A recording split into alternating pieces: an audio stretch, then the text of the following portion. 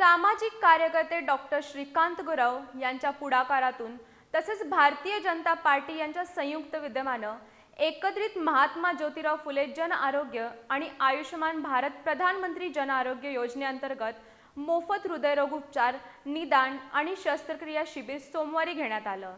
या शिबिरात हृदयरोगाशी संबंधित लक्षणं असलेल्या नागरिकांच्या विविध तपासण्या मोफत करण्यात आल्या। सामाजिक कार्यकर्ते डॉक्टर श्रीकांत गुरव भारतीय जनता पार्टी यांच्या संयुक्त विद्यमानं मोफत हृदयरोग उपचार, निदान आणि शस्त्रक्रिया शिबिराचं आयोजन करण्यात आले। स्वस्तिक हॉस्पिटलचे डॉक्टर अर्जुन अडनाईक यांच्या मार्गदर्शनाखाली शिबिरात हृदयरोग तपासणी, आवश्यक निदान तसेच शस्त्रक्रियेसंदर्भात मार्गदर्शन करण्यात येणार आहे। हे शिबिर आज टेमलाईवाडी विद्यालय हनुमान मंदिराजवळ टेमलाईवाडी इथं पार पडलं। छातीत दुखणं, श्वास घेण्याचा त्रास, अचानक येणारा थकवा, उच्च रक्तदाब आणि मधुमेह असलेल्या सुमारे 50 पेक्षा जास्त रुग्णांनी या शिबिराचा लाभ घेतला, असं आयोजकांनी सांगितलं।